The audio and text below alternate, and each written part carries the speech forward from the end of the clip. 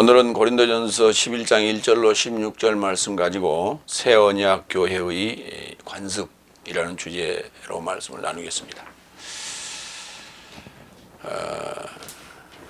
구약 교회 곧 유대교회에는 여러 관습이 많이 있었습니다. 전통, 관례, 관습, 유전 뭐 등등 뭐 여러 같은 말입니다. 그게 일반적으로 우리가 얘기하는 풍습, 풍속 이런 것인데 그것이 하나의 어떤 그 집단의 종교적 집단의 관례로 자리 잡았을 때 이제 그걸 관습이다 이렇게 이제 얘기를 하는 것이죠.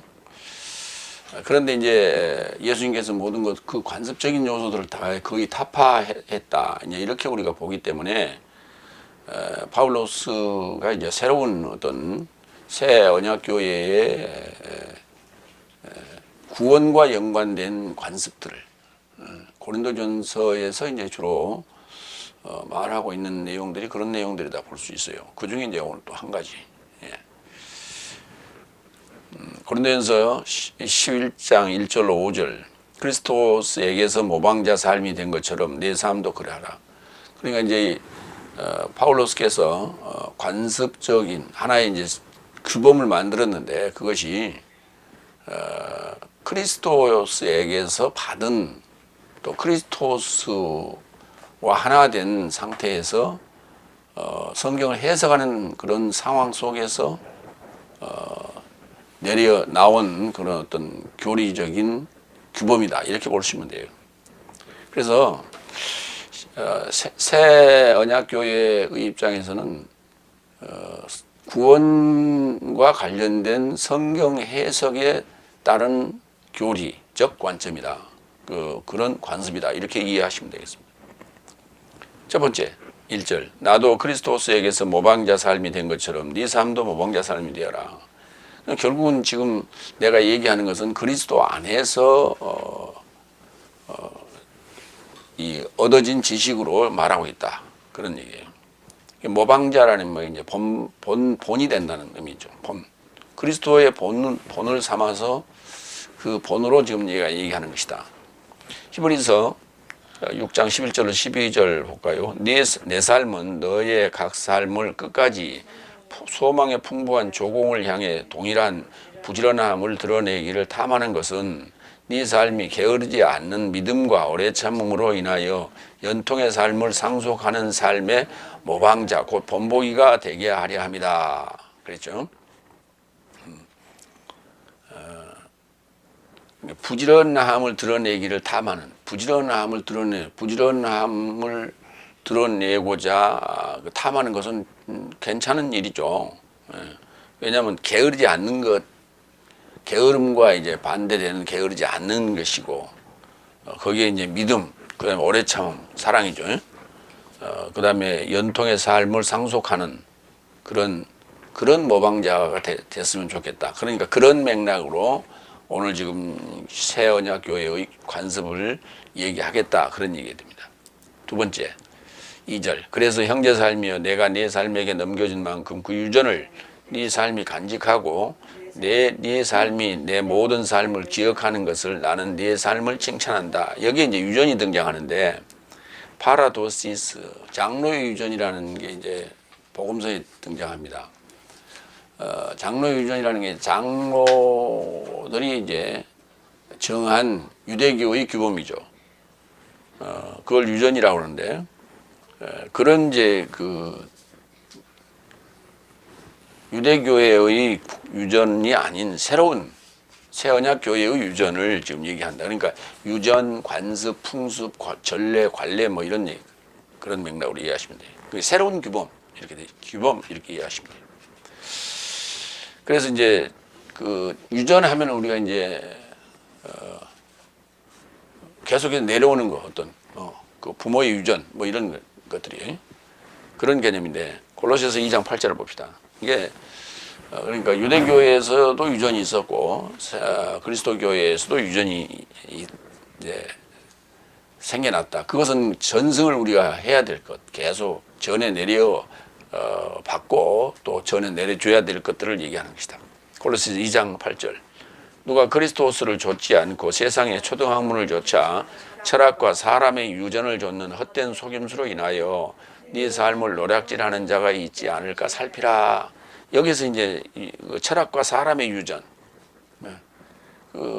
이제 믿지 않은 자들의 그 철학적 개념과 그 사람의 전통, 유전, 풍습 등등을 좇는 것이 뭐냐면 결국은 헛된 속임수라는 거예요. 그게 이제 우상숭배적 관점이 많죠.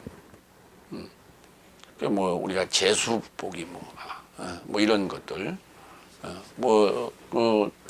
기분 나쁜 어떤 재수 나쁜 것들은 피하고 살아가는 뭐 아침에 어떤 그런 얘기들 지난번에도 했는데 뭐 그런 것들이 다 일종의 세상적 속임수고 풍습이고 그런 것이죠. 그게 진리가 아니라는 거예요. 속임수라는 건 다 진리가 아니라는 거예요. 데살로니가 후서 3장 6절. 이제 여기는 이제 그 그리스도스의 유전입니다. 그래서 형제 삶아 내 삶은 내 삶의 주 예수 그리스도스의 이름 안에서 네 삶에게 경계하나니 무질서하게 활보하고 내 삶의 곁에서 넘겨받은 유전을 좇지 않는 모든 형제로부터 네 삶을 떠나라.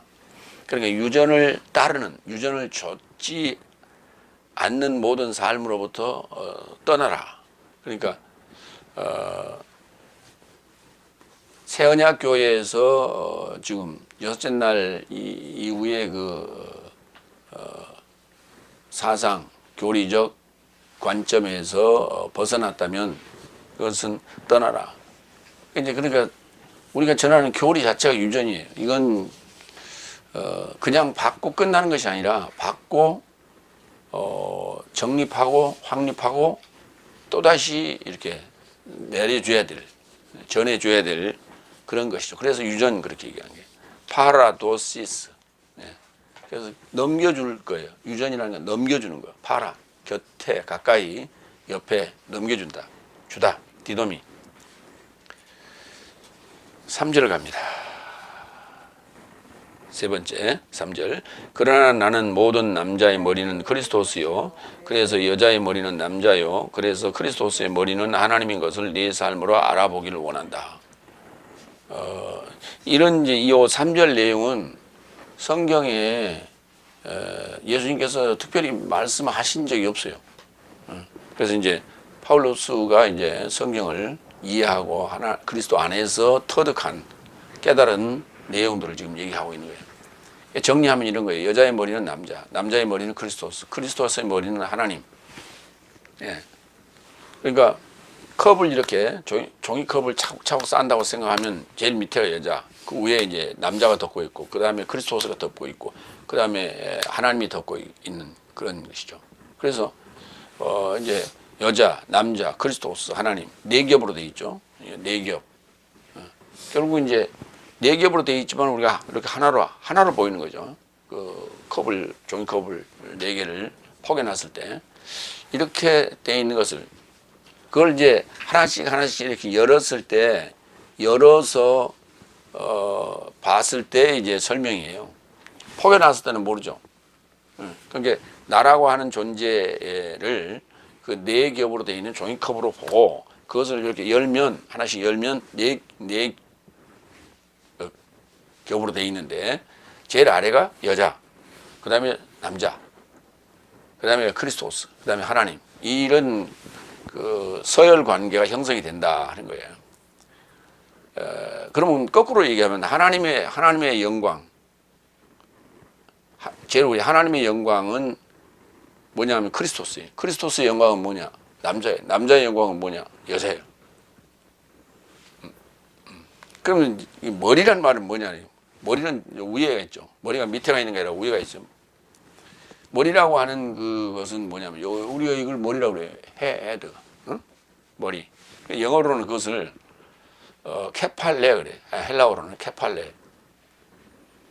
근데 이제 머리라고 하는 우두머리적 개념으로는 아르케라고도 해요.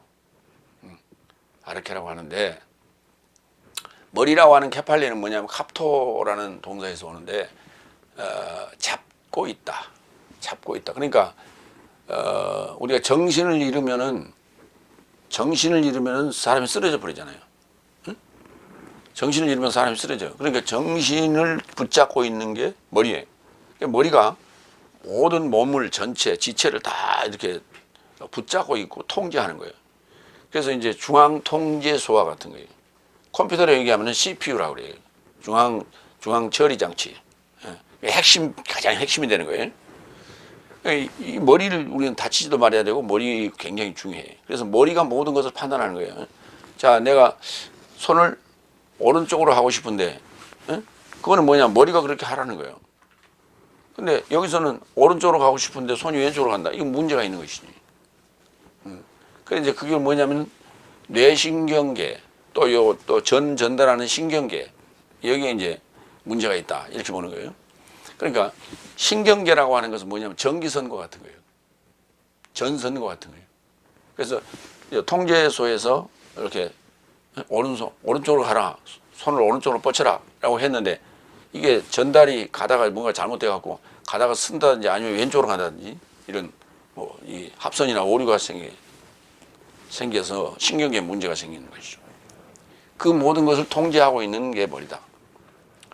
그러니까 머리는 통제하거나 결정하는 핵심 부분이며 모든 지체를 붙잡고 있기에 머리라고 하고, 지체는 머리를 받들고 힘겹게 따라가야 하기에 힘들고 무겁다는 의미로 영광이라고 그래요. 그래서 영광이라고 하는 그 단어의 표현이 사실은 헬라어나 히브리어적 개념이 아니에요. 한문으로서 영광은 꽃뿌리 영자에 빛광자를 쓰는데 꽃처럼 아름답고 빛난다는 의미예요. 꽃처럼 아름답고 빛난다. 그래서 과거 급제를 하잖아요. 장원 급제를 하게 되면 어사화라고 해가지고 이렇게 모자를 쓰고 관모를 쓰고 관모 앞에다 이렇게 쭉 이렇게 그 넝쿨을 달아서 거기에 꽃을 이렇게 달아서 그걸 어사화라고 그래요. 그렇게 해서 이제 말을 타고 이렇게 관복을 입고 다 마을로 돌아오잖아요, 집으로. 그러면 이제 온 동네 사람들이 다 나와서 환영하고 박수치고 이렇게 하잖아요. 오늘날 같으면 이제 어떻게 해요? 동네 앞에다 프라카드 쫙 걸잖아요. 이렇게 하는 거예요. 그래서 말 그대로 뭔가 어떤 뛰어난 재능을 보여서 거기에서 이제 뭐 1등으로 뽑혔을 때 뭐 환영하는 어떤 그런 개념, 그런 입장을 영광 그렇게 얘기해요. 그런데 헬라어인 독사 영광은 어디서 왔냐? 히브리어의 카보드가 영광이에요. 카보드는 카바드라고 하는 동사에서 오는데 그 카바드라는 단어가 뭐냐면 무겁다예요. 무겁다. 그러면 영광이라는 게 뭐냐면 무거울 영자 없죠. 무거울 중자 뭐 중광 그래야 되는데 이게 무겁고 또 빛나는 것 뭐 그래야 돼요. 그래서 영광보다는 중광 그래야 맞는 게. 그러니까 영광이라는 게 뭐냐면 어떤 중책을 맡았을 때 그게 영광인 거예요. 중책을 맡았을 때. 그 장원급제한 친구도 사실은 이제 이 평민으로 있다가 그러니까 범인으로 있다가 관직을 맡게 되는 것이죠. 그때부터 이제 어떤 업무가 주어지고 그 업무를 감당해내야 돼요. 감당하지 못하면 잘리는 거죠.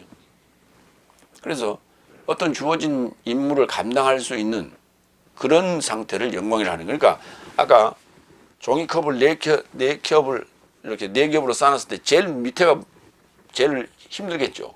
그렇죠? 이걸 위에 세 겹을 감당해야 되니까 무게를 지탱해야 되니까. 그래서 영광인 거예요. 그래서 영광인 거예요. 그러니까 우리가 셋째 날에서 넷째 날로, 넷째 날에서 다섯째 날로, 다섯째 날에서 여섯째 날로, 여섯째 날에서 일곱째 날로 간다는 것은 점점 그 감당해야 될 책무가 무거워지고 많아지는 거예요. 그게 중해지는 거예요. 그걸 영광이라 한다. 그래서 이제 우리 말인 영광이라고 하는 단어는 그 표면적으로는 영광이에요. 꽃뿌리 영자에 빛날 빛광자를 써서 영광인데 그 내면에는 사실 무거운 거예요. 그러니까 그래서 남자의 영광은 여자, 그리스도의 영광은 남자, 하나님의 영광은 그리스도스 이렇게 되는 거예요. 그래서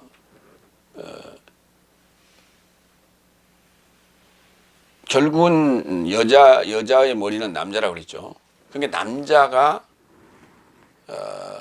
이 아내라고 그러는데 이 아내라는 남자가 머리 역할을 해줘야 된다. 뭐 그 남자가 있어야 뭔가를 감당할 수 있다는 거예요. 그러니까 이제 여기서 이제 여자의 머리는 남자요라고 하는 개념은 어떤 세대주적 개념으로 이해를 해도 되겠다 하는 얘기예요.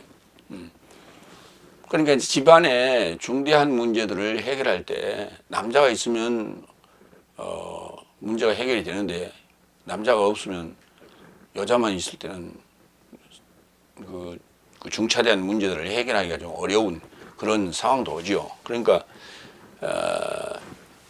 호르몬이 입장에서는 그것을 남자 역할도 해야 되고 여자 역할도 해야 되기 때문에 굉장히 힘들죠. 그래서 두세 배의 힘이 들어가는 거예요. 네 번째, 4절 5절. 기도하거나 예언하는 모든 남자가 머리에 역행하여 가지면 그의 머리를 부끄럽게 한다. 그러니까 남자가 그리스도라 하나님이라는 머리가 아니고 그 머리를 다른 것을 갖다가 만약에 얹었다면 거기에다 다른 것을 가졌다면 그런 얘기예요. 그러면 머리를 부끄럽게 하는 것이다. 그런 얘기예요. 머리를 부끄럽게 하는 것이다. 그래서 머리에 가리지 않고 기도하거나 예언하는 모든 여자는 자신의 머리를 부끄럽게 한다. 왜냐하면 그것은 면도된 것과 동등하거나 한 가지다. 그러니까 여자는 반드시 뭐 해야 돼? 남자라고 하는 모자를 써야 돼. 남자는 크리스토스라는 모자를 써야 되고 하나님이라는 모자를 써야 돼. 그래서 우리나라에서는 남자들이 갓을 썼어요. 옛날 갓을 썼어. 그래서 이제 이렇게 생긴 갓은 삿갓이라고 그랬고 갓은 이렇게 생기죠. 뾰족하게 생기죠. 그래갖고 이렇게 해서 이렇게 생겼어요. 이렇게 갓을 썼는데 갓이라는 단어가요. 이렇게 갓 덮었다 하는 어떤 의미인데 그게 영어로 가면은 God 하나님이라는 단어예요. 그러니까 남자들은 하나님을 쓰고 다니는 거예요. 참 놀랍잖아요. 그 얘기가 오늘 지금 성경에 나오는 거예요.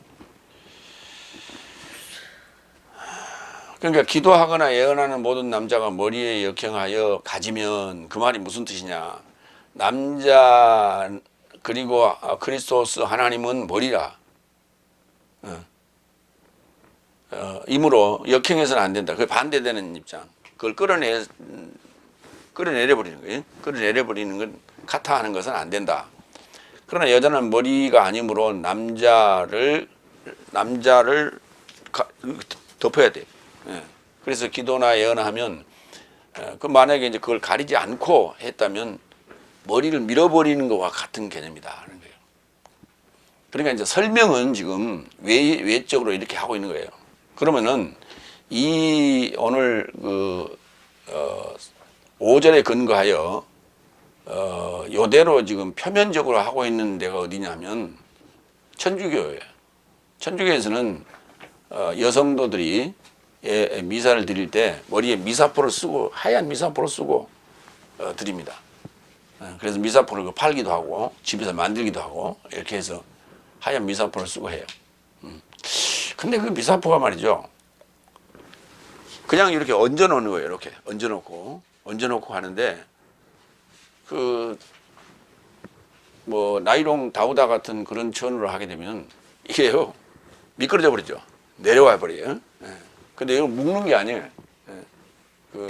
묶는 게 아니고 그냥 이렇게 얹어서 하는데 그렇기 때문에 오돌도돌한 어떤 그런 뭐 이렇게 천으로 술을 놓든지 해가지고 얹으면 이게 걸려 있어야 돼. 미사포가. 그래서 이제 성경에 근거해서 이제 한다 해서 이제 그렇게 표면적으로 머리에 미사포를 쓰고 예배를 드립니다. 미사를 드립니다. 근데 오늘 지금 얘기는 그런 얘기가 아니에요. 그러니까 여자가 그 머리에 가리지 않고 머리를 가렸다는 얘기가, 덮었다는 얘기가 뭐냐면 칼립토라 해서 이렇게 감추는 개념이에요. 감추는 개념. 가리다, 감추다, 덮다 이런 의미인데, 예. 칼립토라는 단어 앞에 아포가 붙으면은 계시하다가 돼요. 아포칼립토. 계시하다가 돼. 그러니까 가린 것을 벗기는 그런 입장이 되는 거예요.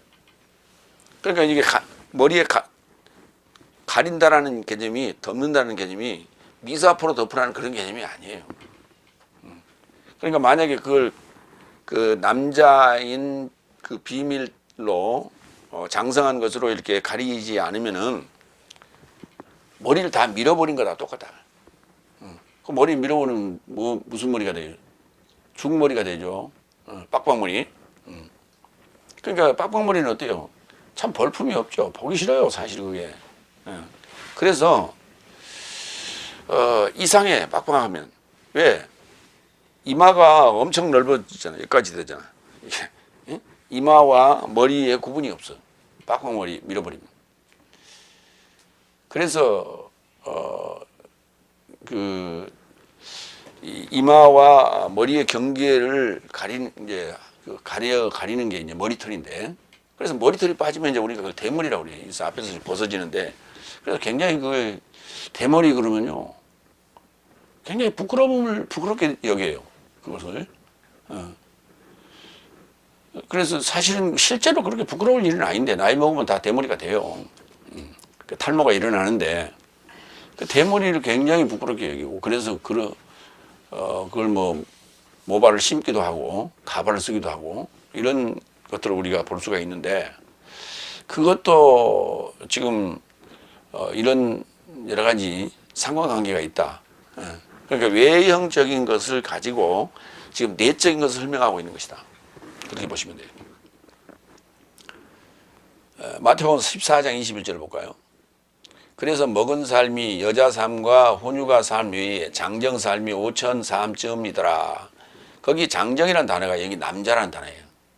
그래서 아내라고 하는데, 이 아내라는 개념이 뭐냐면 장정 또는 세대주적 개념이다. 외적으로 그렇게 이해하시면 돼요. 그러니까 세대주적으로 계산한 거예요. 근데 사실은 그것도 말이 안 맞는 거예요. 왜냐하면 20세 이상은 장정으로 보는데, 그래서 이제 그 군인으로서 차출이 됩니다. 차출을 할 수 있는데, 그러니까 결혼한 사람도 군인이 될 수가 있고, 결혼 안 한 사람도 군인이 될 수 있는데, 세대주는 다 결혼한 사람이죠. 그러니까 일반적으로 볼 때 장정이라는 개념은 세대주적 개념으로 봐야지, 그냥 나이 20세 이상 이렇게 볼 성질의 것은 아니다라는 거예요. 그게 맞는 거예요. 그러니까 세대주 개념으로 볼 때 결혼한 여자가 있고 남자가 있고 그 개념으로 우리가 이해를 한다. 표면적으로는. 그러나 실제로는 한 사람 한 사람, 남자가 됐든 여자가 됐든 한 사람 한 사람의 그 겹쳐져 있는 그 사람의 구조다. 이렇게 이해하시면 돼요. 고린도전서 13장 11절로 13절 봅니다. 내가 미숙아로 있을 때엔 미숙아처럼 말하였고 미숙아처럼 생각하다가 남자가 되었을 때, 장성한 자가 되었을 때는 미숙아 삶을 폐지하였다. 내 삶이 지금은 불투명함 안에서 거울로 인하여 보고 있으나 그때는 얼굴을 향하여 얼굴을 볼 것이요. 지금은 내가 부분에서 알지만 그때는 내가 인식된 것과 같이 내가 인식할 것이다. 이제 믿음, 소망, 사랑 이 세 삶이 머무르지만 이 세 삶에서 사랑이 더 위대하다. 그러니까 남자가 됐다는 말은 참 남자가 되었다. 장가가면 남자가 됐다고 그래요. 일반적으로. 그 남자가 되었다라고 하는 그 아내를 한다는 장성한 자가 됐다 이런 뜻이고, 이제 영적으로는 믿음, 소망, 사랑 중에 사랑의 단계에 들어갔다. 그렇게 보는 거예요. 그러니까 믿음이라고 하는 건 이제 싹이 났다. 그 다음에 소망, 잘한다. 사랑, 완성체, 뭐 이런 개념이에요. 그래서 그 사랑할 수 있는 남자, 사랑을 줄 수 있는 남자, 그런 관계.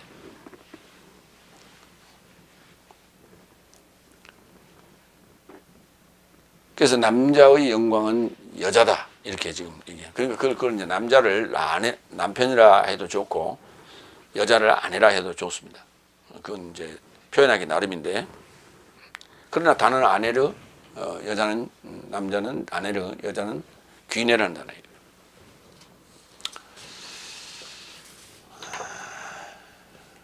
그러니까 이제 여기서 우리가 이제 하나의 정의가 나온 거예요. 여자의 머리는 남자요. 이제 그러니까 이제 그걸 갖다가 실제 가정 속에서 적용을 할 때 둘이 동등한 입장에서 이제 서로 주거니 받거니 그 상호 돕는 관계가 아닌, 상호 보완적 관계가 아닌 여자의 머리는 남자가 아니냐. 그러니까 내 말 들어. 당신은 그러면 당신은 뭐예요? 나의 영광이잖아. 남자의 영광이 여자니까. 그럼 결국은 그 남자를 짊어질 집안일을 모든 걸 감당하고 짊어지고 해야 되는 것은 여자가 되는 거예요. 뭐 그것도 좀 맞는 표현이다 이렇게 볼 수 있어요. 그런데 그것을 어떤 주정관계의 입장으로 봐서는 안 된다. 주정관계의 입장이 아니라 한 몸인데 남자는 머리 역할을 하고 여자는 그거를 짊어지는 그런 역할을 하는 것이다 이런 얘기예요. 그러니까 몸의 역할을 하는 것은 여자, 그 머리의 역할을 하는 것은 남자. 그러니까 실제 적용했을 때도 뭐 그런 개념으로 하되 한 몸이라는 것을 잊어버려서는 안 된다.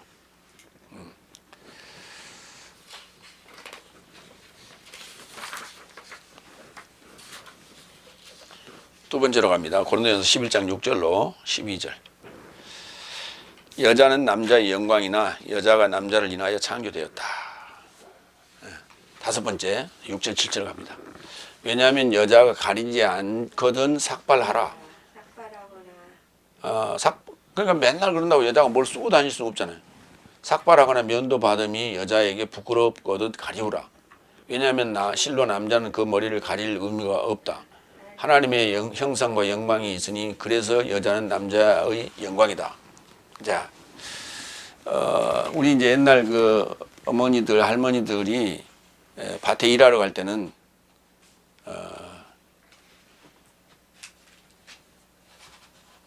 나중에는 이제 모자를 썼습니다만은 왜 이제 그 햇빛을 가리기 위해서. 그런데 예전에는 수건을 썼어요.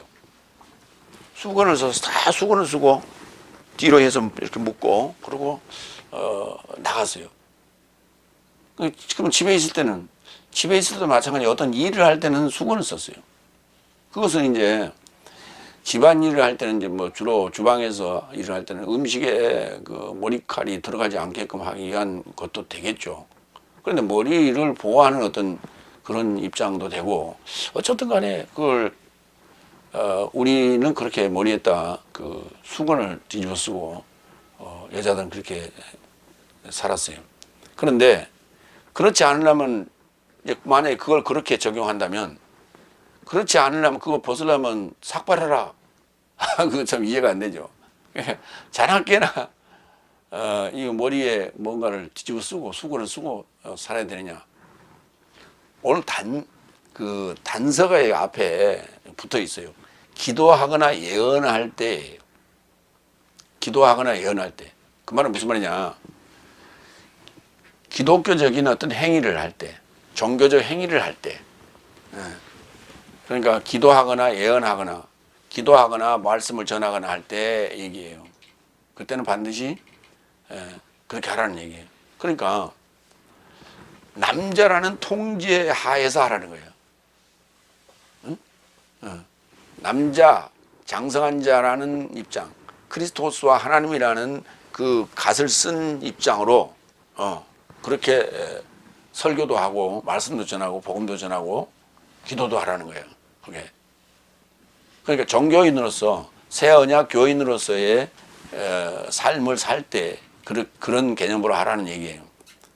평상시 그냥 맨날 머리에다 뭘 쓰고 다니고 미사 될 때만 뭘 쓰고 다니고 그런 개념이 아니라는 거죠.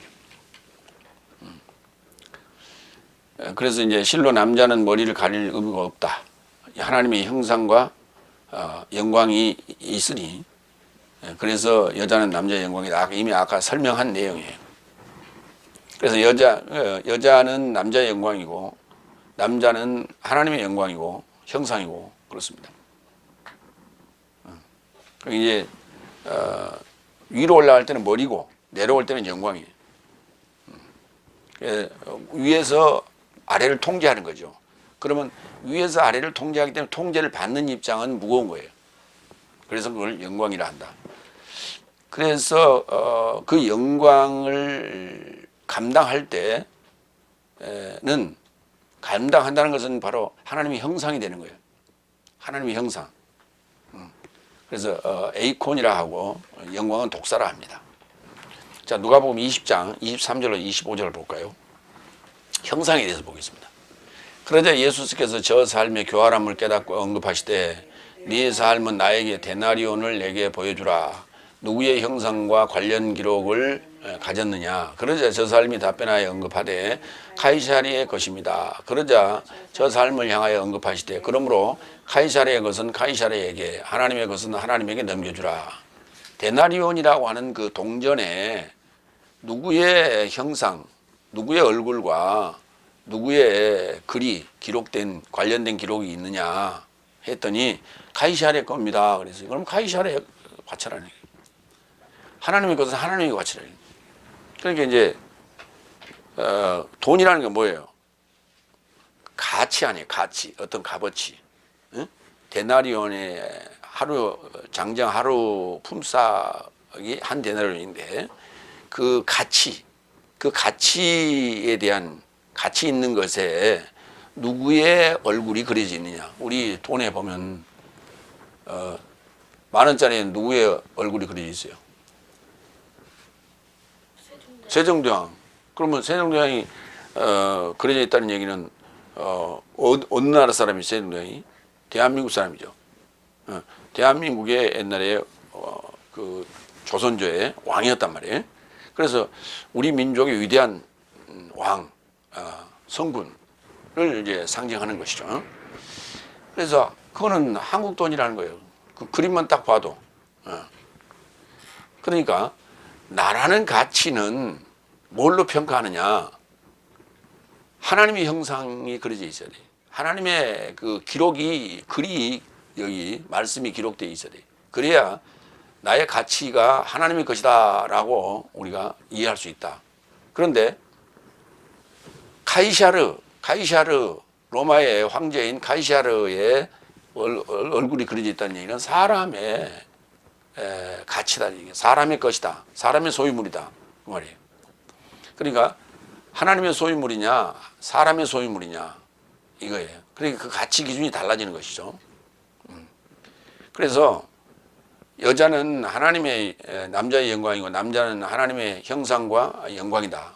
그러니까 여자는 남자라고 하는 그 모자를 쓰고 가리개를 쓰고 남자는 그리스도 하나님의 그 형상을 가지고 있어야 된다는 얘기죠. 그 가린다는 개념이 형상이에요. 그러니까 가린다는 게 하나님으로 가리는 거예요. 하나님으로 나를 덮는 거예요. 여자는 남자의 장성한 자의 그 형상으로 또 하나님의 형상으로 그리스도스의 형상으로 가린다는 거예요. 그렇게 가렸을 때 그 형상을 간직했을 때 느끼는 중압감, 그걸 영광이라는 것이다. 그러니까 하나님의 형상으로 산다는 게 힘든 거예요. 그게 힘들어요. 1시간 동안 예배 드린다는 게 힘든 거예요. 그러니까 졸음이 오고 나를 짓누르니까 무거우니까 조는 거예요. 그게 영광인 거예요. 그러니까 그걸 1시간 동안 그 중압감을 느끼면서 딱 견뎌내면 그게 영광인 거예요. 응? 할렐루야? 데살로니가전서 2장 19절로 20절. 내 삶의 소망이나 기쁨이나 자랑의 멸류관이 무엇이냐? 내 삶의 주 예수 그리스도의 임재 안에서 그의 면전에 네 삶이 아니냐? 네 삶은 내 삶의 영광이요 기쁨이다. 그러니까 데살로니가 그 교회의 교인들을 향해서 내 소망이다, 기쁨이다, 자랑의 멸류관이다, 또 영광이다, 기쁨이다 이렇게 표현했다니까요. 근데 그들이 주 예수 그리스도의 임재 안에 있을 때예요. 주 예수 그리스도의 임재 안에 있을 때, 그 일곱째 날에 들어갔을 때 얘기다 말이에요. 일곱째 날에 들어갔을 때 상황이지, 그때 영광이라는 말을 쓰는 거예요.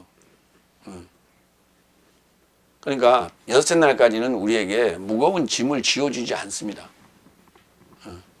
근데 우리가 느끼는 그 죄의 짐이 무거운 거예요. 사실은 죄의 짐이 무겁고, 죄의 짐 때문에 교회에서 주는 직분들이 무거운 거예요. 그런데 일곱째 날에 들어가면 예수님이 뭐라 했어요? 수고하고 무거운 짐자들 다 내게로 오라 했잖아요. 내게 와서 배우라 그랬잖아요. 주님께 배우면 일곱째 날에 들어가게 되는데, 그걸 깨달았을 때 일곱째 날에 들어가야 되는데, 일곱째 날에 들어가게 되면 그때부터는 가벼워요. 감당할 수 있어요. 여섯 번째, 9절 10절, 8절로 10절. 왜냐하면 남자는 여자에게서 난 것이 아니요 오히려 여자가 남자에게서 났다. 왜냐하면 남자는 여자를 인하여 창조되지 않았고 오히려 여자가 남자를 인하여 창조되었다. 이를 인하여 여자는 사자 삶을 인하여 그 머리에 접해 권리를 가질 의무가 있다. 그러니까 7절까지는 무슨 얘기냐면, 여자의 머리는 남자예요. 남자의 머리는 그리스도스예요. 그리스도스의 머리는 하나님이에요. 하나님의 형상과 모양은 남자예요. 남자의 영광은 여자예요. 이렇게 설명했단 말이에요. 그러니까 그것을 지금 폭에서 내가 이해하세요라고 예를 들었어요. 종이컵을 네 겹으로 설명을 했어요. 그 종이컵을 네 겹으로 설명한 내용이 지금 여기 8절로 10절이에요. 자, 그걸 정리하면 이런 얘기예요. 여자는 남자를 인하여 창조되었어요. 여자는 남자를 인하여 창조되었어요. 그러니까 남자가 먼저 창조되고 그 남자를 통해서 여자가 만들어져요. 그 다음에 여자가 남자에게서 나왔어요. 여자가 남자에게서 나왔다는 얘기예요. 그 말이 같은 말이에요. 그러므로 남자 삶을 인하여, 사자 삶을 인하여 머리에 접해 권리를 가질 의무가 있다. 누가? 여자는. 여자가 어디서 나왔으니까? 남자의 갈빗대이기 때문에. 남자에게서 나왔잖아요. 그러니까 남자에게서 나왔으니까 남자를 머리에 써야 돼. 그래서 사자 삶을 인하여 복음 전하는 자를 통해서 머리에 접할 권리를, 그 복음 전하는 자리를 머리로 인정하라 이게. 그럴 의무와 권리가 있다. 그러니까 기도하거나 예언할 때는 반드시 룰에 따라서, 규범에 따라서, 그 교리에 따라서 하라는 얘기예요. 자기 마음대로 하지 말고. 그러니까 지금 넷째 날이나 다섯째 날 교회에서 행해지는 여러 가지 그 예언적 행태들, 방언이나 예언적 행태들을 보면 그것이 교리를 전하고 있는 그 사자, 목사의 그 범주 안에서 하는 이도 있지만 그 범주를 벗어나는 예가 너무 많아요. 그러니까 담임 목사는 모르는 얘기를 계시받았다고 하는 어느 집사의 입에서 나오는 얘기는 그 가르침과 전혀 다른 얘기를 하고 있어요. 그래서는 안 된다는 얘기예요. 그러니까 넷째 날, 다섯째 날 교회에서 일어나는 그런 그 소위 영적 형태들은 그럴 수 있어요. 그러나 여섯째 날이나 일곱째 날의 그 상황에서는 그거는 용납이 안 된다는 얘기예요. 다시 말해서 예언이라고 하는 그것도, 기도하는 내용도 가르침에 준해서 하라는 거예요. 그러니까 성경의 가르침의 범주를 벗어나는 것은 그거는 기도도 아니고 예언도 아니라는 거예요. 예. 오늘 지금 그 얘기를 하고 있는 거예요. 자, 여기 이제 여자는 남자를 인하여 창조되었고 또 여자는 남자에게서 나왔다 하는 얘기가 창세기 2장 7절 얘기죠. 창세기 2장 7절. 실체를 소망하는 이가 전능자를 소망하는 사역으로 아담아에서 나온 먼지로 사람을 지으시고 생기를 그 코에 불어넣으신 사람이 산 목숨이 되니라. 이게 이제 남자가 먼저 만들어진 거예요. 남자가. 근데 거기 뭐라 했냐면 남자가라고 하지 않았어요. 사람이라는 단어를 썼어요. 아담이라는 단어를 썼어요. 아담을 지으시니 아담이 산 목숨이 됐다 이렇게 했어요. 이게 사람이에요. 그러니까 지금 우리가 일반적으로 얘기하는 남자 여자, 남자 여자가 남자도 사람이고 여자도 사람이에요. 그런데 그 아담이라고 하는 단어 헬라어로는 안트로포스라고 하는데 이 단어는 남성이에요. 성이. 그러니까 일반적으로 우리가 얘기할 때 남자인 사람, 여자인 사람도 둘 다 남성이에요. 그 안에 남성도 있고 여성도 있어요. 그 안에. 그게 뭐냐? 남성을 결정하는 것은 남성 호르몬이 많고 여성을 결정하는 것은 여성 호르몬이 많아서 그런 거예요. 남자 속에는 남성 호르몬도 있고 여성 호르몬도 있어요. 여자 속에는 남성 호르몬도 있고 여성 호르몬도 있어요. 근데 그게 남자로 결정하는 것은 남성 호르몬이 많기 때문에 수염도 나오고 근육도 있고 성기도 이렇게 노출이 되고 그런 거예요. 여자는 여성 호르몬이 많기 때문에 가슴도 나오고 피부도 부드럽고 그런 거예요. 예, 그 차이예요. 그냥 둘 다 뭐다? 사람이다 하는 걸 잊어버리면 안 돼요. 그 다음에 5장 1절로 창세기 5장 1절로 2절. 이것은 아담의 계보를 적은 책이니라. 전능자를 소망하는 사역으로 사람을 창조하실 때 아담이란 단어나 사람이란 단어 같은 말이에요. 창조하실 때 하나님의 모양대로 지으시되 남자와 여자를 창조하셨다 그랬어요. 그 남자라는 단어가 자카르, 기억이라는 뜻이고 여자라는 단어는 상술이라는 뜻이에요. 뭔가를 내놓는다. 그러니까 남자의 역할과 여자의 역할 두 기능을 가졌다는 거예요. 사람이라는 아담 속에 아담 내부에 두 기능을 가졌다. 뭐 기억 소자와 그 다음에 그것을 이렇게 밖으로 표출하는 상술하는 그런 개념을 가졌다 하는 거예요. 그럼 기억 소자라는 건 뭐냐? 우리가 CD를 한번 생각해봐요. CD를 기록하는 것은 기억이죠. 근데 그걸 트는 것은 뭐예요? 그러니까 요 컴퓨터라고 하는 안에 CD로만 했다 이제 공CD를 넣어가지고 기록하죠. 그러면 컴퓨터는 사람이고 그 기록하는 거는 뭐예요? 남자라니까 자카르예요. 근데 그것을 동일하게 CD롬에다 넣어놓고 버튼을 누르면 소리가 나오잖아요. 영상도 나오고. 그것은 여자예요. 왜? 창조하셨고 그 사역이 창조된 날에 전능자를 소망하는 사역으로 그 사역에게 복을 주시고 그 사역의 이름을 사람이라 일컬었더라 그랬어요. 사람이란 단어와 남자와 여자가 여기 등장해. 5장에. 그 사람을 창세기 2장 7절에서 만들었어요. 그리고 거기서 여자를 만들 때 그러니까 사람 안에서 갈빗대를 뽑아내서 여자를 만들었어요.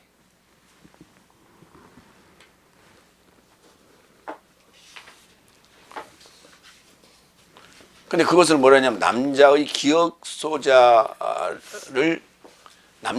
소자를 그게 뭐냐면 가지고 여자를 만들었다는 얘기예요.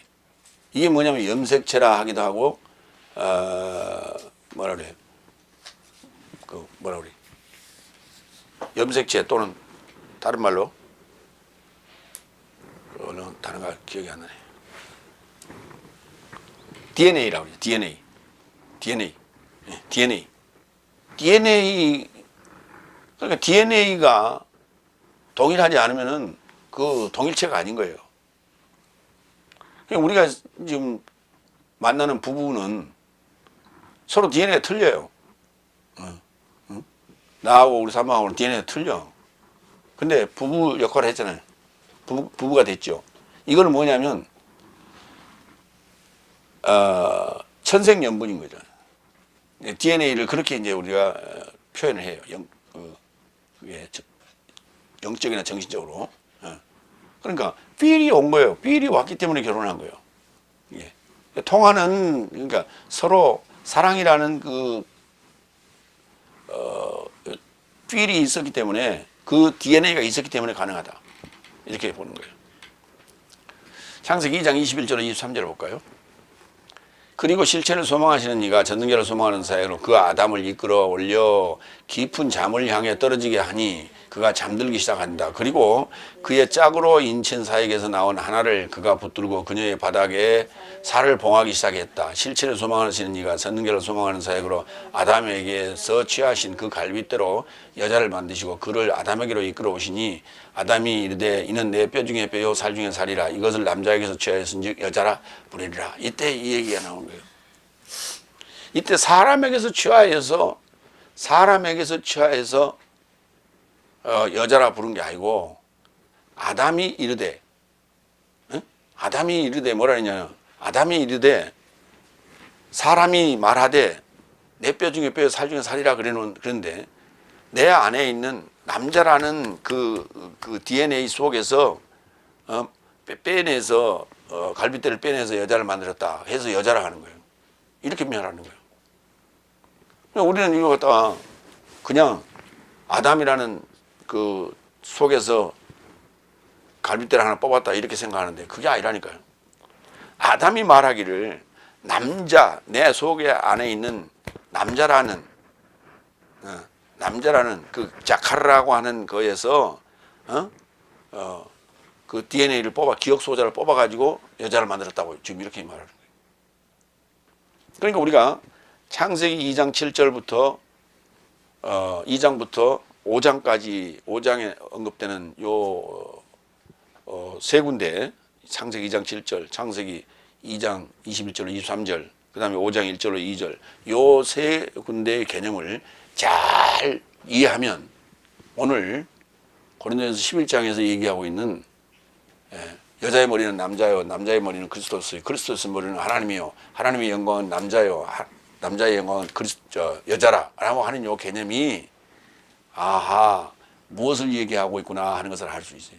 그런데 창세기 2장과 5장에서 언급하고 있는 이 내용을 정확하게 모르면 한글로만 보면은 얼른 이해가 잘 안 가요. 그러면은 오늘 고린도전서 11장에서 얘기하고 있는 의미가 뭔지를 잘 모른다. 곡해해서 적용할 수도 있다는 거예요. 자, 7번째로 갑니다. 11절, 12절. 그럼에도 불구하고 주 안에서 여자 없이 남자도 없고 남자 없이 여자도 없다 그랬어요. 반드시 둘은 뗄 수 없는 관계로 존재하고 있다는 거예요. 그렇게 돼야만 돼요. 왜냐하면 여자가 남자에게서 난 것처럼 남자도 여자로 인하여 모든 삶이 하나님에게서 났다. 그러니까 여자가 남자를 머리로 남자의 영광은 여자요라고 하는 이 교리적 요 마인드로 살아가는 자는 하나님의 자녀예요. 이 마인드로 살아가는 자가 하나님의 자녀예요.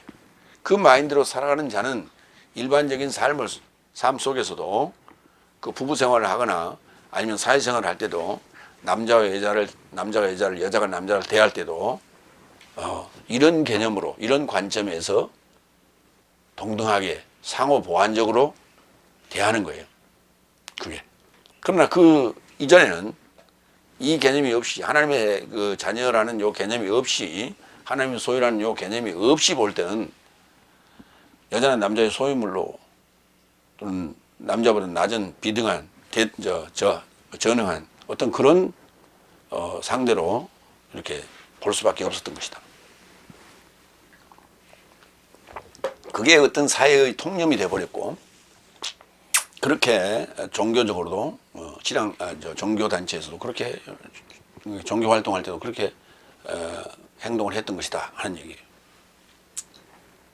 그런데 이제 새로운 관습으로 우리는 이제 바꿔가야 된다. 내 외적으로 다 마찬가지로 그런 얘기예요. 그래서 거기에 이제 사람이라는 단어를 헬라어로는 안드로포스, 히브리어로는 아담이라 한다.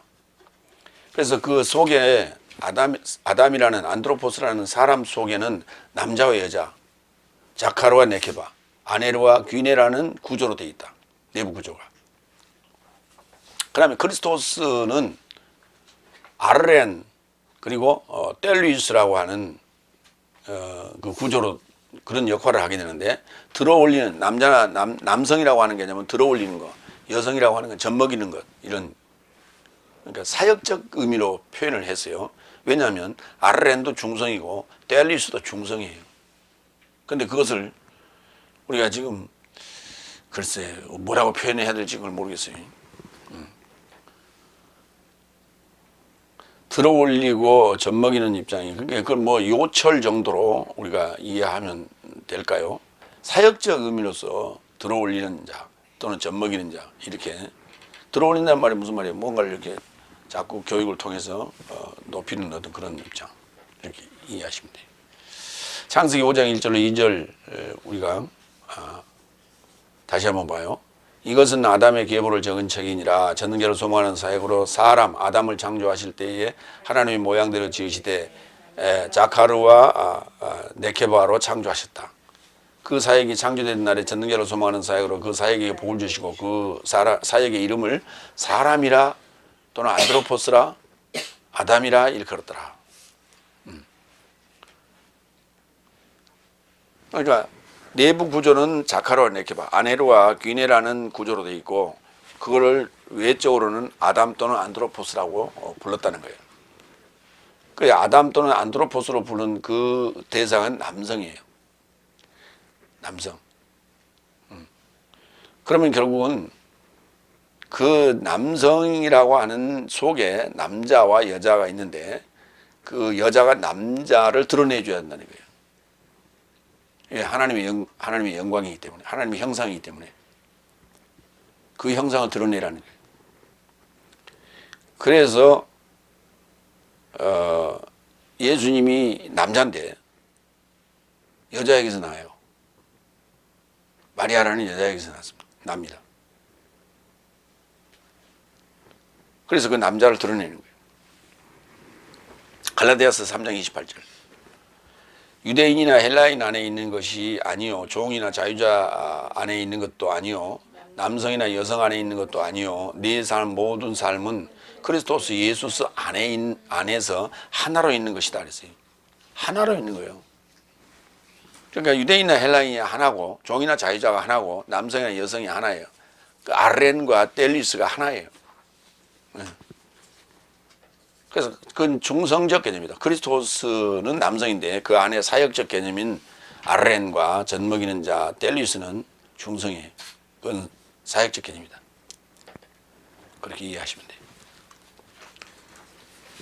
결국은 이 남성과 여성이라는 아네르와 귀네라는 것을 언급하면서 그 서열이나 구조를 설명하는 것은 사역적 개념이고, 결국은 하나님의 뜻을 구원의 뜻을 완성해가는 과정 속에 우리가 알아야 될 구조학이에요. 인간의 구조학, 사람의 구조학. 세 번째, 고린도전서 11장 13절로 16절. 장발은 의복 대신에 그녀에게 주어진 것이다. 여덟 번째, 13절. 네 삶 안에 스스로 판결하라. 여자를 가리지 않고 하나님에게 기도함이 타당한 것이냐? 타당하다, 온당하다, 적당하다, 뭐 그런 개념이에요. 그러니까 남자는 하나님의 형상과 영광이 덮고 있으니까 머리를 가릴 필요가 없으나, 여자는 머리를 가리고 기도나 예언함이 타당하다. 사역적 개념이라니까요. 삶이라고 하는 사역적 삶이에요. 일대 이 구조학을 잊어버리지 말라는, 구조학을 잊어버리지 말라는 거예요. 이 개념을, 이 구조학의 개념을 갖고 살아라 하는 얘기예요. 여자는 다, 그러니까 성도라는 개념은 여자예요. 가르치는 자는 남자예요. 그 성도가, 배우는 자가, 여자가 남자를 머리로 하고, 그러니까 그 가르침의 교리에 따르라 그 말이에요. 그대로. 그건 그리스도스의 가르침이고 하나님의 가르침이라는 거예요. 그 가르침에 합당하게 그걸로 덮고 가리고 덮고 그리고 기도나 예언함이 타당하다. 타당하다라는 단어예요. 프레포예요. 프레포. 온당하다. 비슷한 말로는 에베소 5장 3절로 4절 봅니다. 음행과 모든 더러운 것과 탐욕은 내 삶 안에서 그 이름이라도 불려져서는 안 된다. 이같이 하는 것이 성도 삶에게 타당하다. 그렇죠. 온당하다. 부끄러움과 어리석은 말이나 농담도 적절한 삶이 아니니 오히려 감사가 더욱 적절하다. 그랬어요. 이게 타당하다는 단어나 적절하다는 단어나 비슷비슷한 개념이에요. 그런데 느낌상 좀 다르죠. 그러니까 타당한 것이냐 적절한 것이냐, 적절하다 보다는 타당하다.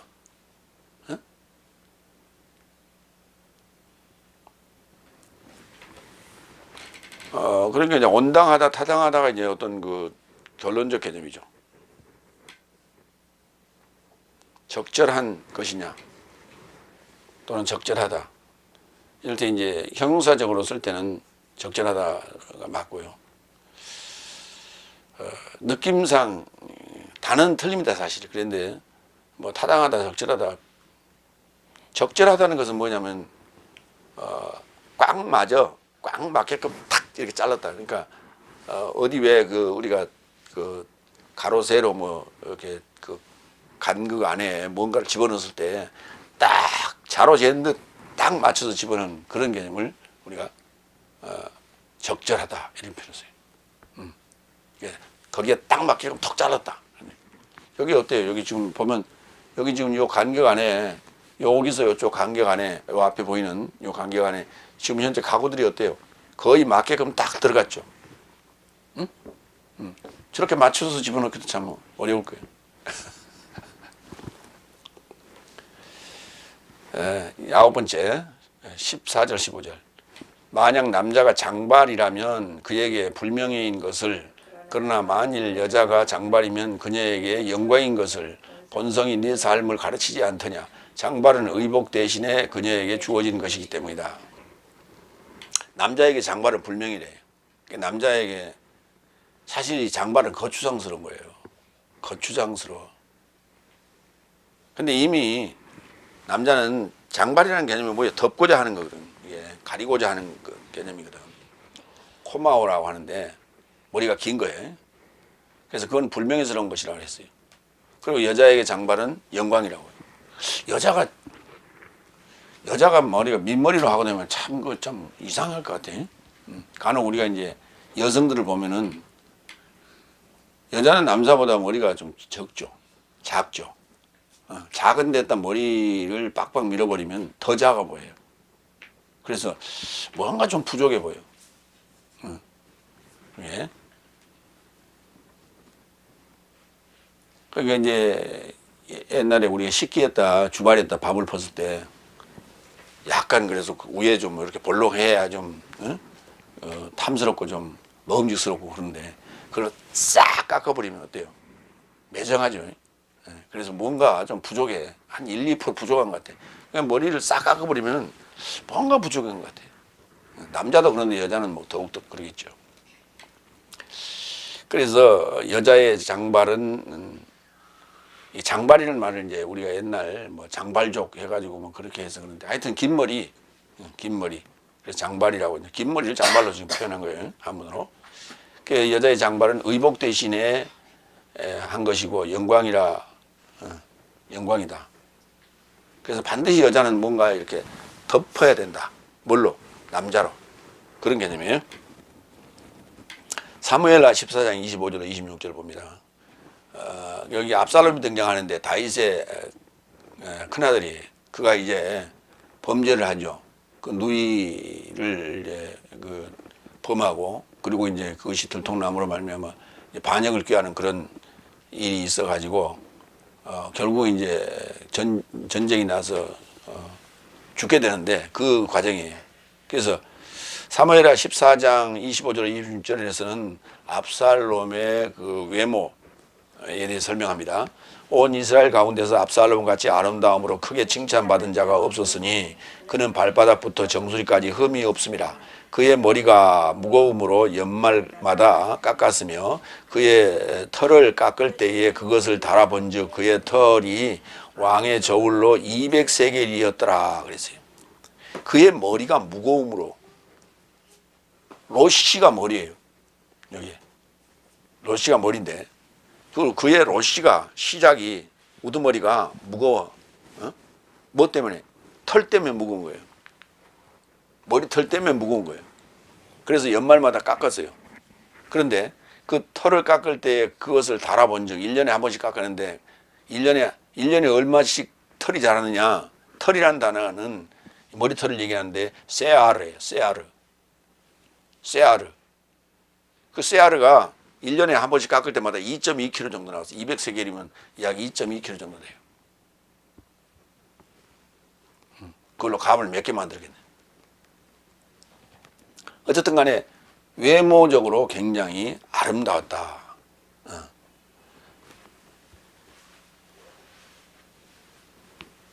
사무엘하 18장 19절. 압살롬이 다윗의 부하들과 마주치니라. 압살롬이 도망갔을 때 얘기예요.